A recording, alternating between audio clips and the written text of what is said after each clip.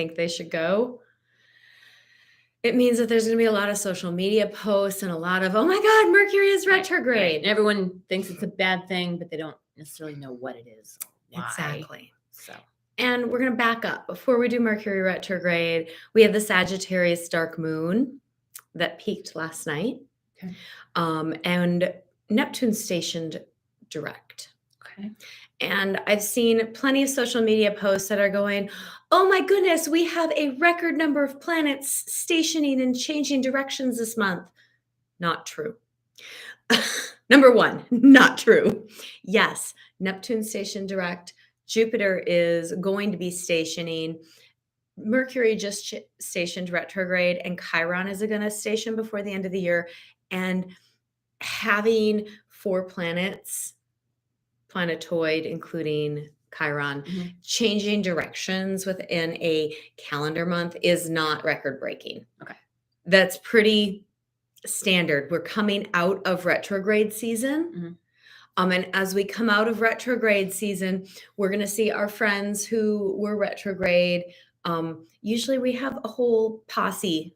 We have a whole crew retrograde for 4 months of every single year. Okay. And no one loses their mind about it. Nobody loses their mind about it. It's the rising popularity in astrologers and pop astrologers who want to act like every single major cosmic event is a major world-breaking cosmic event. So Neptune station direct. We're going to start there.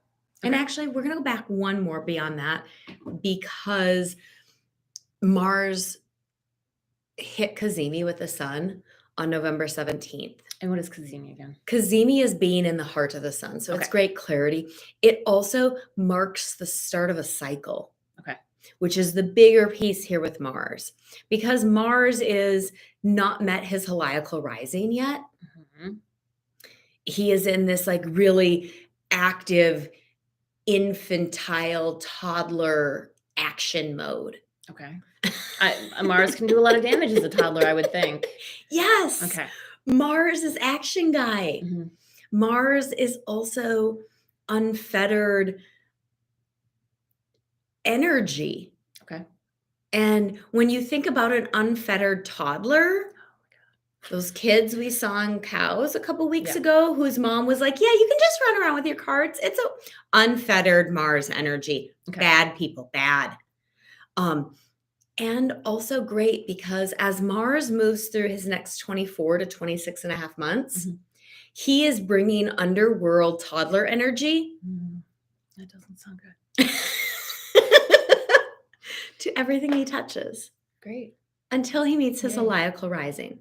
Okay. What happens then? He grows up and gets a job and becomes a little bit more stable. Oh, I love you. Okay. When Mars hits his heliacal rising, that's the point where we, for those of us who spend a lot of time looking at the night sky, will be able to start to see him. Okay. What that means is that Mars moves past the point where the sun's brilliance hides him. Okay. So he's going to be like an elementary school child then. Okay. I hope he has a good teacher. And then he's going to move into the stage of being a teenager, and he's going to go retrograde, and he's going to spend like 7 months in a sign being retrograde, which is that really vital time of breaking away from the parent and finding yourself in opposition to your parent, which is Mars opposition. It's the furthest point away from the sun.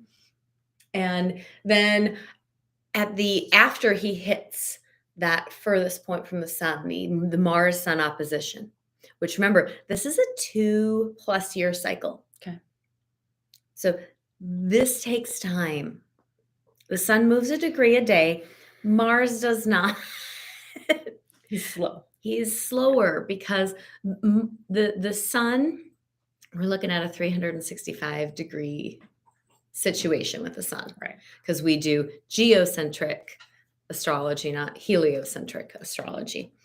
And so because Mars hit his Cazimi, because Mars birthed his new cycle in Scorpio, Scorpio brings with it this calling and this beckoning to live life to its fullest. Okay.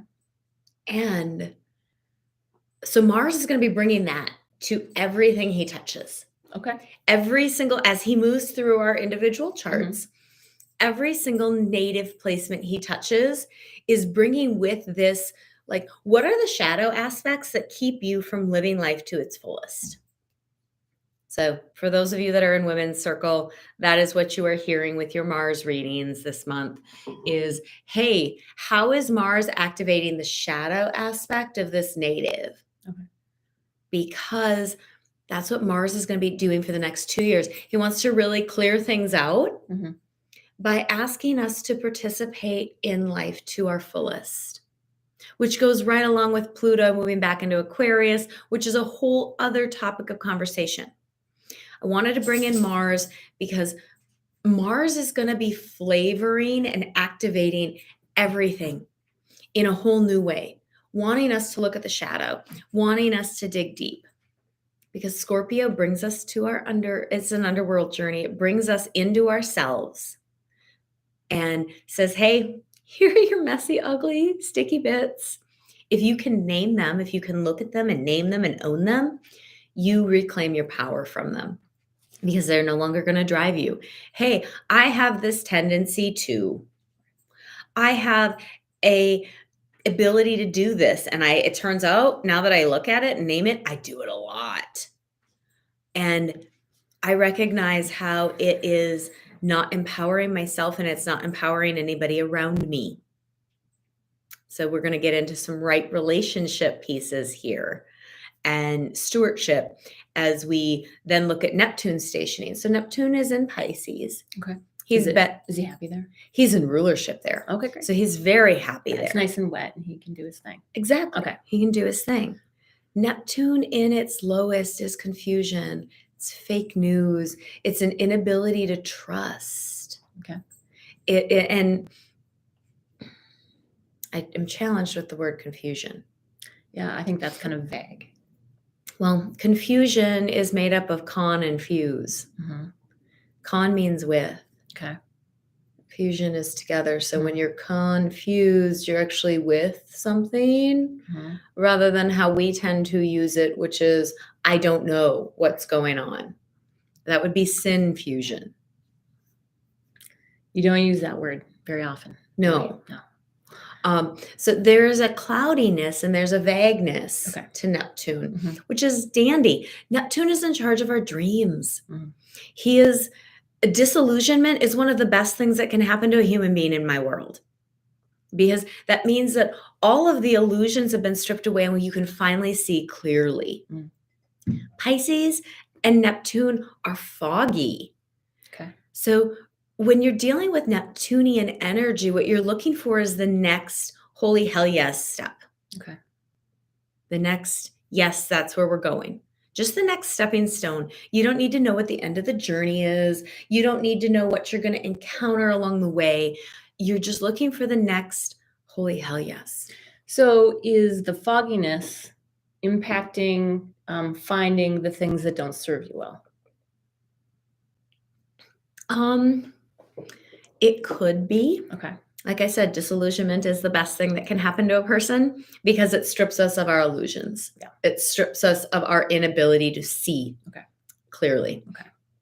And Neptune is at 24 degrees Pisces right now. So he's in a pretty mature place.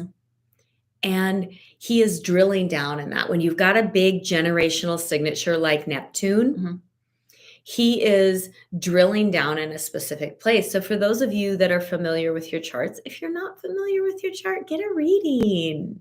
Who does that? I do that. Oh. So Neptune is drilling down at 24 degrees of Pisces. So you can go and you can look at your chart and be like, well, what is affected by 24 degrees of Pisces? What is conjunct? What is an opposition?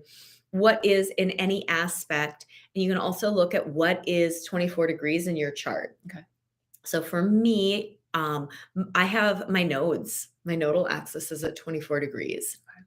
Okay. And where my nodal axis sits is not in any aspect to Pisces.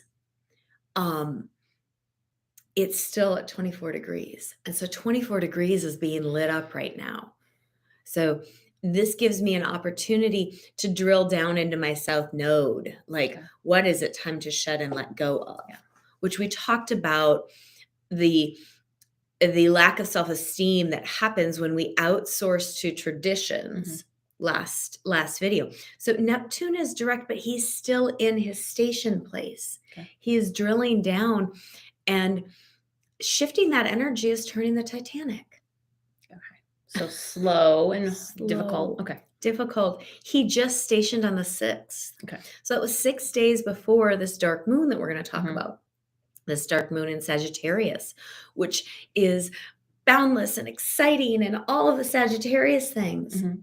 It's also fanatical, dogmatic, self-righteous, all Sagittarius things. Okay.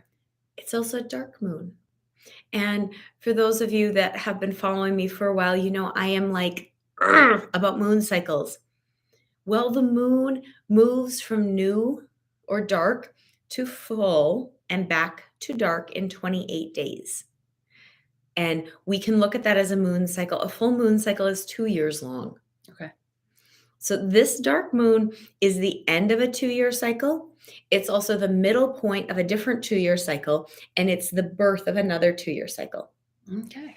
That's Because, a lot of cycles. to well, keep track we're of. always, Yeah. we've lost track somewhere along the way, and this is the shamanic piece, Mhm. that we are consistently in cycles, and we can choose what cycle we want to work on. Mhm. For somebody who really wants to work on their shadow work, I recommend tapping in to Mars for the next 24 to 26 and a half months. And what does that mean? So tapping in. Tapping in and paying attention to the ways in which you act out of alignment, that you move from distortions, that you get really curious about, well, where did that behavior come from? Okay. I am a complete and total recovering type A. I am really working hard on my recovery. And this is just an example to like really bring this boots on the ground. I was raised in a family system where my value as a human being came from the amount of work I could do. I think a lot of people can resonate with that. That is shadow aspect. That is puritanical shadow. Okay. If we equate our value to what we can produce, that is related to the puritanical roots of this country and the shadow aspect. Because our value is in our inherent being, Right. not in our doing. And to unravel a lifetime of being told, well, your value is in what you accomplish. And I'm picking this because I can look around me on a daily basis and be like, that person's value is tied to their accomplishments. That person's value is tied to their ability to listen and do what they've been told. That's how so much of our country runs. Is, are you willing to do what you're told? Because if you're willing to do what you're told, we'll give you a pay raise. We'll acknowledge you so you can feel a sense of belonging. There's so many things wrong with that. So if I were to choose to latch onto the Mars cycle, I would be, number one, working with an astrologer, which I already am. I am an astrologer, but you folks who aren't astrologers, work with an astrologer. Hi. Work with a shaman. Hi. And be really paying attention to how Mars is moving over the next, this is a medicine walk that's could be 26 and a half months long. As Mars moves through the sky and activates each portion, activates number one, each house and each zodiac sign. Okay. So you'll notice something different in your life, probably each month, each area. Or so. Yes. So right now, Mars is in Sagittarius. So depending on where your Sagittarius house is, my Sagittarius house is my house of fun and play, the 5th house. Yes. And so right now, Mars is activating all of the ways in which I keep my expression fettered. Okay. All of the ways in which I keep who I am tied down. For a 3rd house Sagittarius, it's pinging on all of the messy ways people communicate, all of the passive aggressive, all of the assumptions, all of the ways in which we disempower ourselves and others by not just saying, hey, what would you like? and then believing them when they tell you. Not deciding that even after you've asked, Mhm. you're going to make up a whole story Right. about why what you think is better. Right? So this all plugs back into that tradition piece. So with the Sagittarius moon, we're always, with the moons, we're always moving. Okay. So this Sagittarius moon, it's a dark moon. We Mhm. can't see in the dark. That is not one of our superpowers as humans. No. The cat can see in the dark. He Mhm. does great, even with one eye. Yeah, he does. We humans, we are not built to see in the dark. So this is an opportunity with this dark moon that peaked yesterday at 5:32 p.m. Central Time. Adjust for your time zone to feel that boundlessness. And it was in conflict with Neptune. Okay. It was in a conflict with Neptune. Well, it was really, really being supported by the nodes. Okay. In conflict with Neptune means like They where were it in a was sitting? square. Okay. And then And it only feels like a conflict Mhm. because we humans have this ego thing where we want to know. But Sagittarius isn't about safety seeking. Okay. And when we look at a square, it's a 90-degree angle. Mhm. And there's this, well, we can't see what's around the corner. Mhm. And if we can't see what's around the corner, we better not make any decisions or do anything or pay attention to anything Mhm. because we don't know what's around the corner. Right. So there can be this like frozen piece to it. Mhm. A square, conflicts also make us uncomfortable. Okay. So when you think about sitting in a chair, you're from your hips to your knees, and then from your knees to your feet on the floor is a 90-degree angle. Mhm. That's a square. If you choose to find your curiosity and be like, you know what, I can feel my way through this, the discomfort of a square is going to propel you to stand up. Okay. It's going to propel you to take action. So squares are actions. They're actually aspects of Mars. Okay. They're Mars energy. The sextile with the south node and the trine with the north node are supportive aspects, however. Okay. And that affects everybody. That affects everybody. Okay. This is everybody. Okay. We're past my nodal axis. We're on to the collective now. Yeah. So we've got this dark moon where we Mhm. can't see Mhm. in Sagittarius, which in its light is boundlessness. It is not a safety seeker. It's full of curiosity. It wants to go out and address life's big philosophical questions. Okay. It has however, in its shadow, it's dogmatic. Mhm. It is fanatical. Mhm. It is self-righteous. Okay. It has a tendency to preach and say, I know what I get to be in control of your life because I know better than you do. Mhm. And the truth is, nobody knows what's better for your life than you do. Right. Granted, we're all standing in the center of our charts. Yeah. We're all standing in the center of our lives. So we have, to an extent, a limited perspective. Mhm. We also have the deepest perspective because there's all of the stuff that nobody else sees. Yeah. If we look at it. If we choose to look at it. Yes, if we choose to look at it. So working with somebody who can stand outside your chart Mhm. and see the things Yeah. is Well, good always perspective. invaluable. Yeah. It's always invaluable. And Sagittarius hates a guru. Okay. Sagittarius wants to be a guru. It knows it all. It knows it all, It right? knows it all. And Sagittarius itself hates a guru. It wants to be one, Mhm. but it hates it. So just those are things to be aware of. And then with Mercury's station, Mhm. he's going retrograde. He started his retrograde in Capricorn. And so let's talk about that. Everybody just generically says, oh, retrograde is bad. So first off, what is retrograde? Where is the planet? They talk about going backwards. What does that mean? So what a retrograde means Mhm. is that it looks like the planet is moving backwards through the sky. Okay. Planets don't move backwards through No. the sky. What it actually is that it is at a point in its elliptic because nothing moves in a circle around the sun. everything moves on an elliptic. So what that means is the planet has reached a point in its elliptic where it looks from a geocentric perspective. Geocentric is from the Earth, that it's moving backwards. Okay. But it just has to do with where it is on the course of its elliptic. Okay. What that also means energetically is that this is a time to review. It's a very internal time. It's a time to, with Mercury, look at our communication. Expect slowdowns. Know that your autocorrect is going to go haywire and going to put weird things in your autocorrect. So really watch it. Yeah. Expect travel delays. This is also an Earth retrograde for Mercury. It's his 4th Earth retrograde of the year. Okay.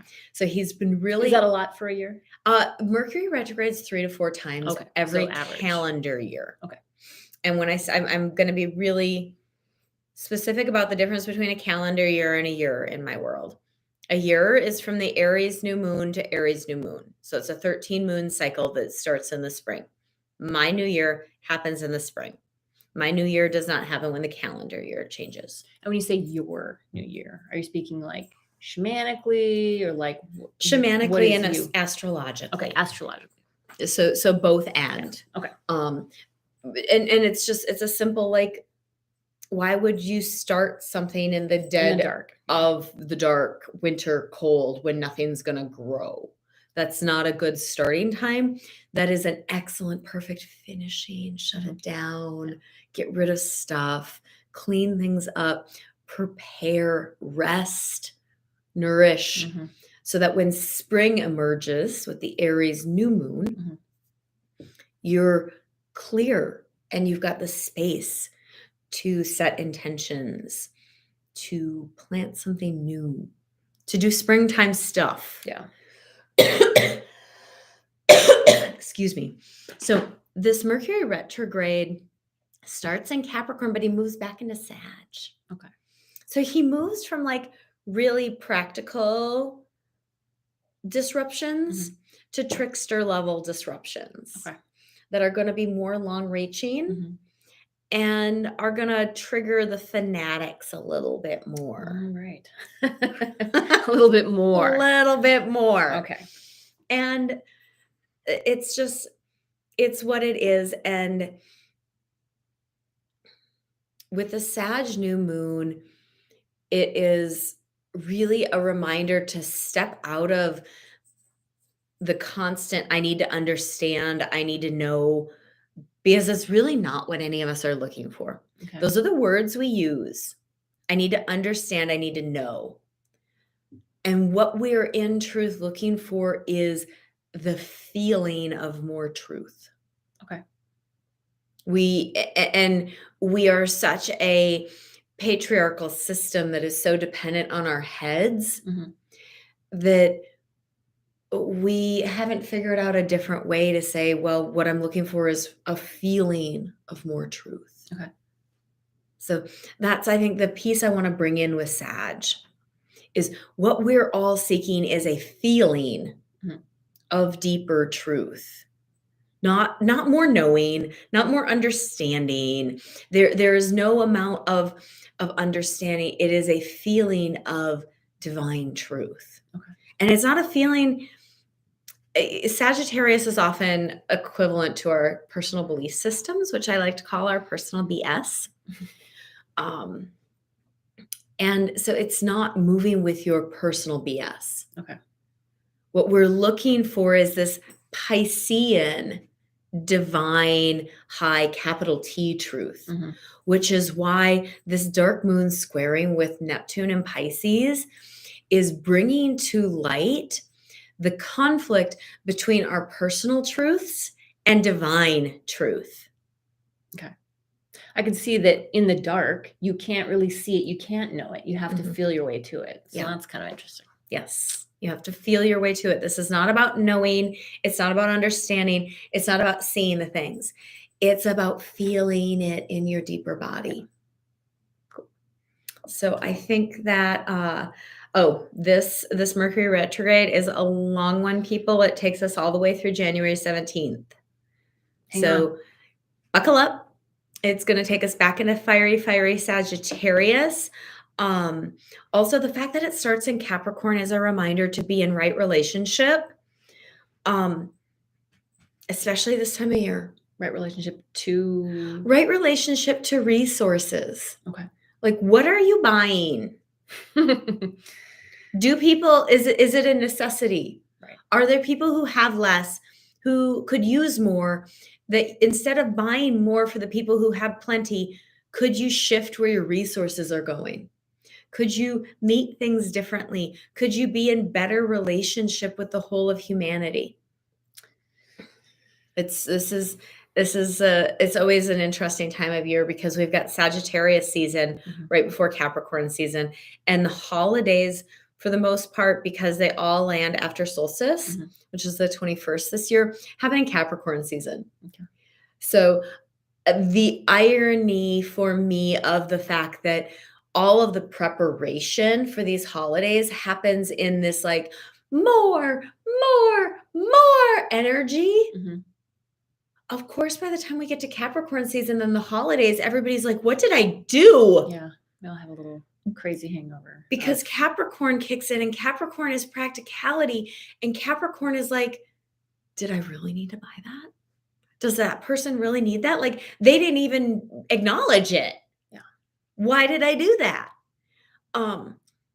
So I giggle about the ways that we have culturally set things up, and a reminder that the three wise men were astrologers because they followed a star, people. They followed a star. And if you want to follow the stars and get a reading from Amy, how can they get a hold of you? My contact information will be down in the show notes.